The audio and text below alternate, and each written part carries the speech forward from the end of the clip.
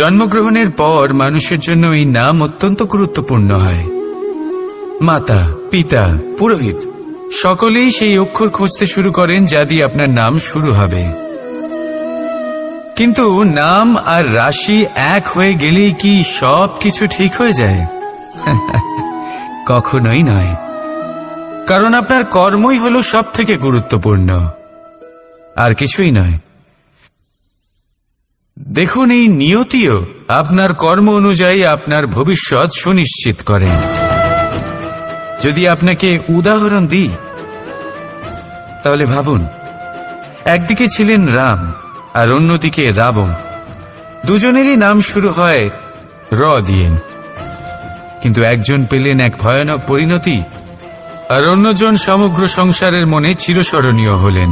তাহলে মনে রাখবেন, নাম নয়, কর্মই হলো শ্রেষ্ঠ। আর যদি তা শ্রেষ্ঠ হয়, তাহলে আপনার নাম এমন স্থানে পৌঁছবে যা সংসারের কেউ মুছে ফেলতে পারবে না। তাহলে আসুন আমার সাথে ভালোবেসে বলুন, রাধা রাধা। আমরা জীবনে বাঁচার জন্য কিছু না কিছু করতে থাকি। কিছু কাজ আমরা করে থাকি আর্থিক স্বাচ্ছন্দ্যতার জন্য, কিছু কাজ আমরা করে থাকি এই মনকে প্রসন্ন করার জন্য। কিন্তু আমাদের মধ্যে বেশিরভাগ মানুষ এই ভেবে ভেবে চিন্তার মধ্যে থাকেন যে কোনো কাজ আমরা যা ভেবেছি সেটা সেভাবে ঠিক হলো না, বা এই কাজ সম্পূর্ণ হলো না, বা কাজের পরিমাণ দেখে দুশ্চিন্তা করতে থাকেন। এবার এই যে দুশ্চিন্তা, এটা দুঃখকে আহ্বান করে, আর দুঃখ প্রতি মুহূর্তে আমাদের মেরে ফেলে। তাহলে ভাবুন, এ কি সত্যি? কাজের পরিমাণ কি আমাদের সত্যি সত্যি মেরে ফেলতে থাকে? কখনোই নয়। বুঝুন একটা গুরুত্বপূর্ণ কথা, আজ পর্যন্ত এই সংসারে যত মহাপুরুষ এসছেন, ওনাদের কাছেও ততটাই সময় ছিল যতটা আজ আপনার কাছে আছে, তত ঘন্টাই ছিল, তত মুহূর্তই ছিল।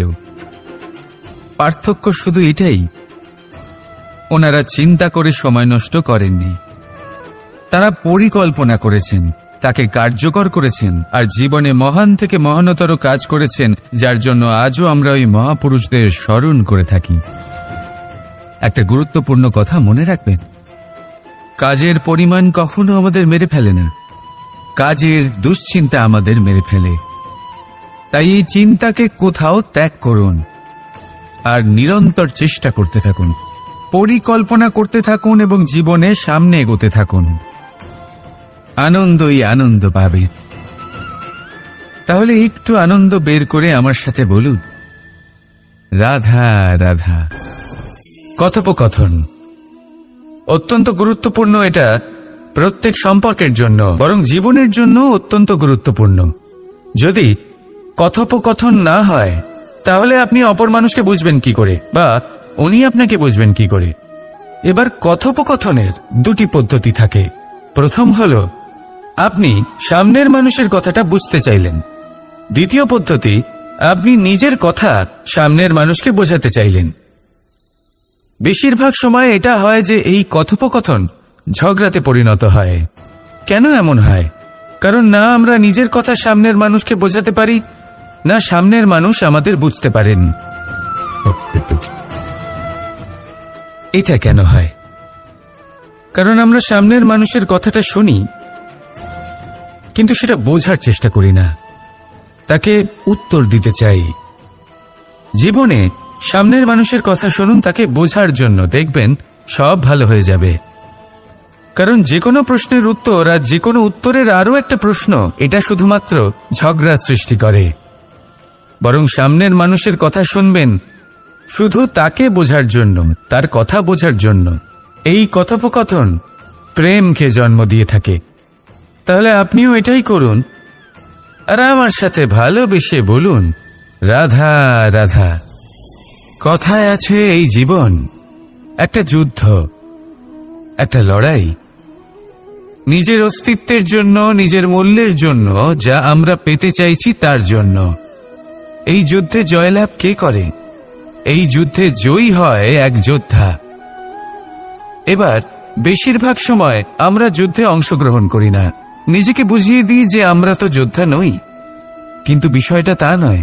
একটা অত্যন্ত গুরুত্বপূর্ণ কথা আপনাকে মনে রাখতে হবে। কোন যোদ্ধা জন্ম থেকে যোদ্ধা হন না, তিনি চয়ন করেন যে তিনি যোদ্ধা হবেন কিনা। তিনি তখনই একজন যোদ্ধা হয়ে ওঠেন যখন তিনি পিছু হটবেন না বলে দৃঢ় প্রতিজ্ঞ হন। যদি ওনার সামনে অন্যায় হয়, তার বিরোধিতা করার জন্য দৃঢ় প্রতিজ্ঞ হন, তবেই তিনি যোদ্ধা হয়ে ওঠেন। কেউ জন্ম থেকেই যোদ্ধা হয়ে এই পৃথিবীতে আসেন না। আপনি কি হতে চান?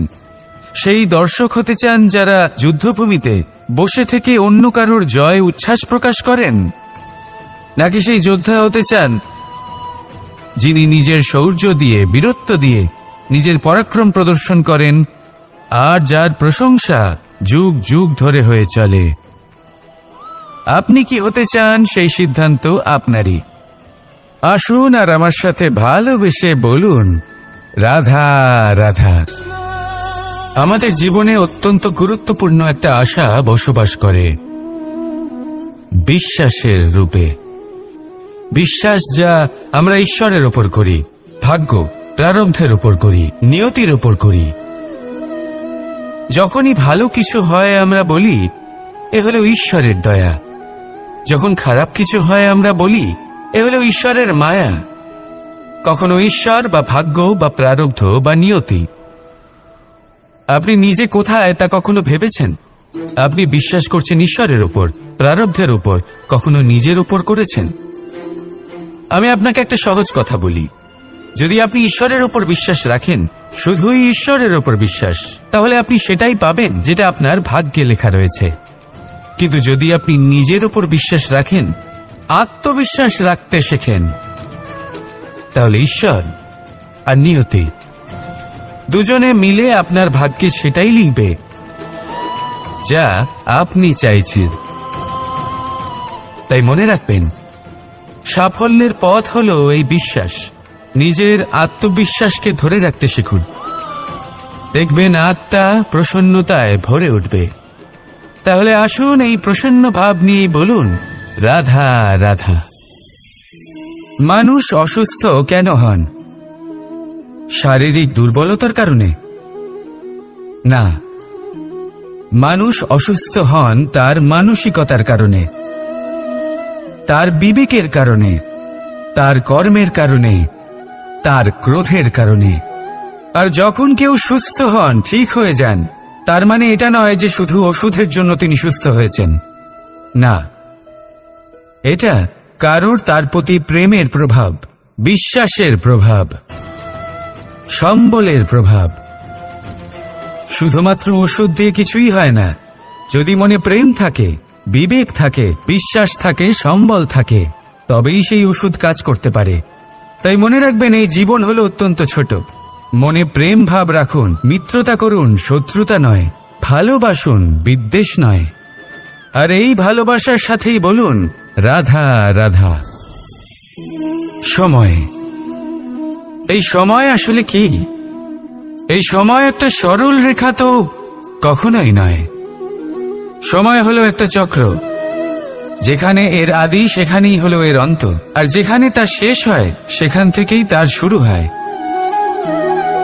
এই সময় একটা অত্যন্ত বিচিত্র চিন্তা, বিচিত্র ভাবনা, একটা বিচিত্র বস্তু যা কেউ বুঝতে পারেন না। এই সময়ের লীলা, এর কোনো প্রমাণ নেই, কোনো জ্ঞান নেই, কোনো পরিমাপ নেই। শুধু এটুকু আমরা জানতে পারি, যেখানে শেষ হবে সেখান থেকে একটা নতুন সূচনাও হবে। যা আজ আপনার কাছে আছে, কাল অন্য কারোর কাছে যাবে, তারপরে তার কাছ থেকেও অন্য কারোর কাছে যাবে, তারপরে তার থেকেও ছিনিয়ে নেওয়া হবে। এই নিয়তির একজনের কাছ থেকে অন্যজনের কাছে আদান প্রদানের এই সময় হলো আপনার সময়। এই সময়ের সদ্ব্যবহার করুন, এই সময়কে বাঁচুন। আপনাকে শুধু এটাই সুনিশ্চিত করতে হবে যে আপনি কোন পক্ষে আছেন। আর সত্যি বলতে কি, আপনার জীবনের পরিণাম নির্ভর করে আপনার নির্বাচনের ওপর। আপনি কোন পক্ষ নির্বাচন করছেন। তাহলে মনে রাখবেন, জীবনে সেই পক্ষই নির্বাচন করবেন যা চয়ন করার পরে আপনি সুখ অনুভব করবেন, আপনি সন্তোষ লাভ করবেন, প্রসন্নতা লাভ করবেন। আর আমি এটাই সুনিশ্চিত